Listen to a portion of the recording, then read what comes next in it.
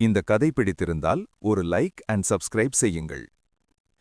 கைலாயத்தில் இருக்கும் சிவபெருமானை பார்க்க யமதர்மன் ஒரு நாள் வந்து கொண்டிருந்தார். அப்போது பாதையில் ஒரு சிறிய சிட்டுக்குருவி நடுங்கிக் கொண்டிருப்பதை அவர் கவனித்தார்.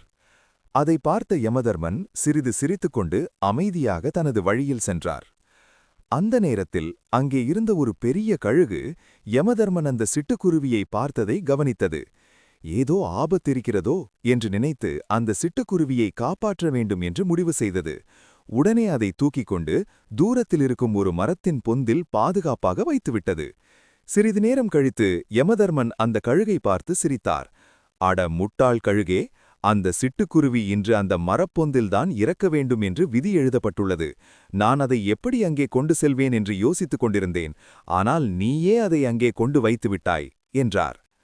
விதி எழுதினதை யாராலும் மாற்ற முடியாது என்பதே இந்த கதையின் அர்த்தம்.